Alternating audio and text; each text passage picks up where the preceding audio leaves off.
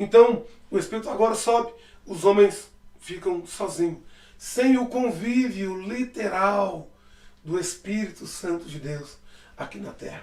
Antes de estarmos aqui, então, entrando para o próximo passo, vamos falar agora sobre o terceiro passo do Espírito Santo, que agora não se encontrará mais aqui nessa terra. Eu quero pedir a você que está aí seguindo, acompanhando esta aula, que você que ainda não segue o nosso canal, está aqui nos acompanhando, siga a gente aí também, ok? Nos abençoe aí com o seu like e com a sua inscrição, para que nós possamos dia após dia estar aqui crescendo e trazendo mais conteúdos abençoados também para a sua vida. E tem liberdade em compartilhar também nas suas redes sociais. Estamos aqui ao vivo, tá? Compartilhe nas suas redes sociais, comunicando, anunciando para os seus amigos. Se está sendo bênção para você, que seja bênção também para as demais pessoas. Esse estudo que não é nosso, mas que é da palavra de Deus. E nós estamos aqui falando que o Espírito Santo agora não está mais na terra, não está mais caminhando de uma forma direta no meio dos homens. E eu quero que você entenda isso aqui, tá? Não estou falando do Espírito Santo com seu atributo de onipresença. É claro que o Espírito Santo, sendo Deus, ele é onipresente, mas eu estou falando do agir, do trabalhar, da presença literal do Espírito como ela hoje é nas nossas vidas. Então, para onde é que o Espírito Santo de Deus foi? Ele foi, é claro, para o céu. Eu te chamo aqui para o livro de Ezequiel, profeta Ezequiel, no capítulo 1, versículo 20 e o versículo 21, que vai estar nos afirmando a posição ou o local onde o Espírito Santo de Deus estava. A leitura vai falar o seguinte: para onde o Espírito havia de ir, iam, para onde o Espírito as impelia, e as rodas se elevavam juntamente com eles, porque o Espírito do ser vivente estava nas rodas. Quais rodas são essas? É claro que o texto está falando aqui das rodas do trono de Deus. Versículo 21. Assim, quando os querubins se moviam, as rodas também se moviam. E quando os querubins paravam, simultaneamente as rodas paravam. E quando os querubins se elevavam na terra, as rodas também se elevavam, porque o Espírito do ser vivente estava nas rodas. E eu acrescento para você, as rodas do trono do Pai. Ok? Do trono de Deus. Então você pode imaginar, por que o Espírito não tem um trono para ele? Porque o Espírito ele gosta de movimento. Já falei. O Espírito gosta de movimento. Lá no céu, o trono ele precisava de se movimentar através dos querubins, que são os, vou chamar aqui de carregadores do trono, tá? Uma tipologia aqui dos levitas que pegavam a arca da aliança e eles eram específicos para essa função. Eles pegavam a arca, colocavam nos seus ombros e saíam então carregando a arca para onde ela deveria ir. Isso aqui na terra. Mas lá no céu, quem tem esse ofício de estar transportando a arca, no caso aqui o trono, são os querubins. E o Espírito, o entendedor de que os querubins, que eram aqueles que movimentavam o trono, ele vai literalmente para as rodas desse trono. Para quê? Para que ele possa estar impelindo os querubins a estar obedecendo à vontade, o agir do Pai. O trono tem que ir para a direita, o Espírito impelia os querubins e eles iam de forma unificada para a direita. E assim acontecia para a esquerda, para a frente e para trás. Em todos os lados que a arca, que o trono, no sentido aqui literal, ele tinha que ir. O Espírito lá nas rodas impelia essa classe angelical chamada de querubim para fazer a condução aí do trono do Pai. Então, você entende plenamente, perfeitamente essa questão, né, essa harmonia, essa koinonia, que já deixa uma outra aplicação para nós, porque o Espírito só gosta de trabalhar, de agir, onde tem essa unidade, né?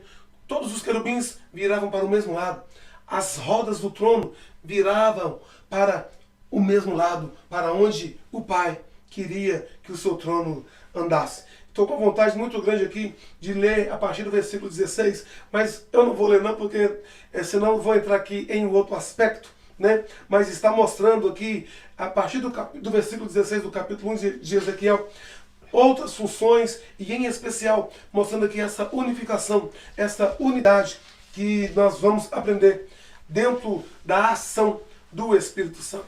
Nós temos aqui então, uma vez, entendendo que o Espírito Santo de Deus agora está lá no céu, de uma forma específica, nas rodas ali do trono.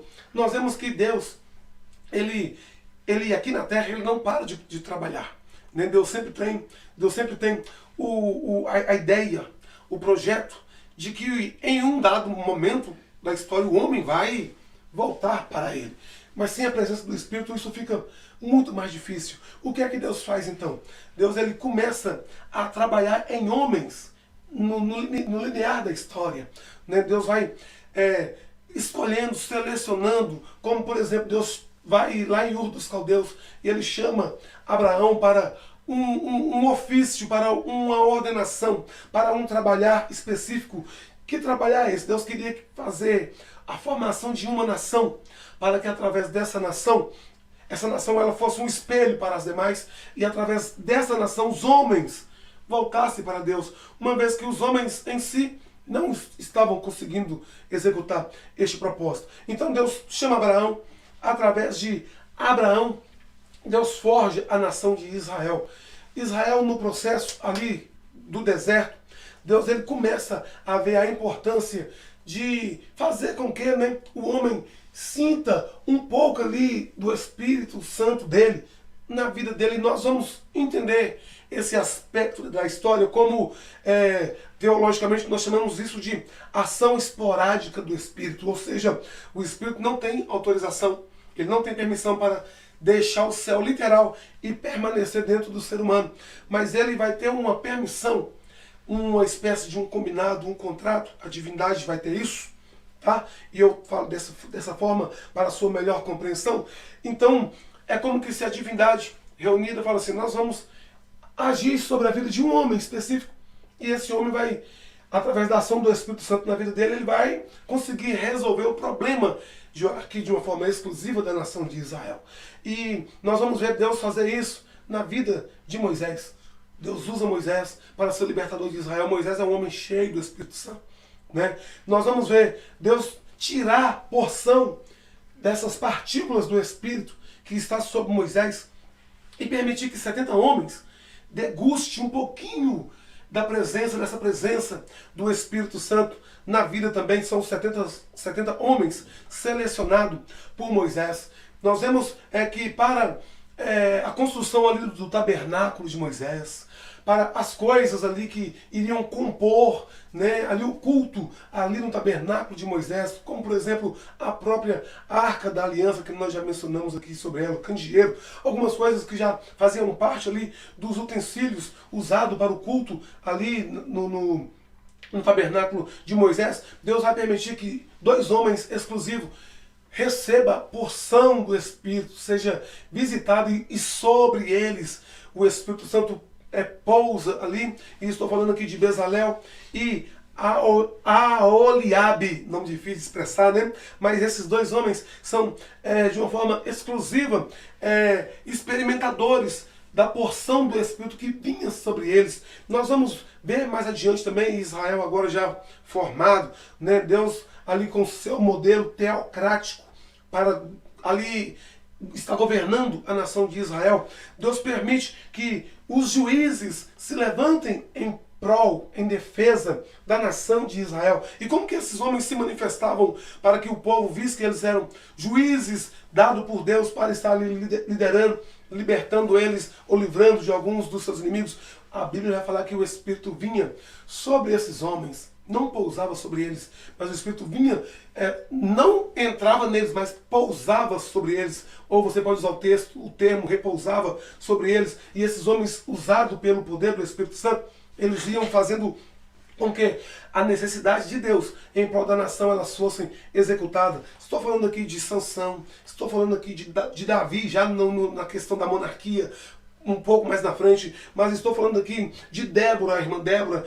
Estou falando de Jefté, estou falando do profeta Samuel, estou falando de Otiniel, esses homens que a Bíblia vai nos mostrar, os profetas tanto os maiores quanto os menores, dentro da classificação, né, da Bíblia, quando nós entendemos sobre este aspecto dos profetas maiores e os profetas menores, nós entendemos que todos esses homens, eles foram também visitados e o Espírito vinha sobre eles. Nós chamamos esta ação do Espírito Santo como ação esporádica. Ele vinha, ficava sobre eles, os homens profetizavam, os homens libertavam a nação, os homens faziam o que Deus precisava que fosse feito ali, e o Espírito Santo voltava para o céu novamente, onde era ali o seu lugar.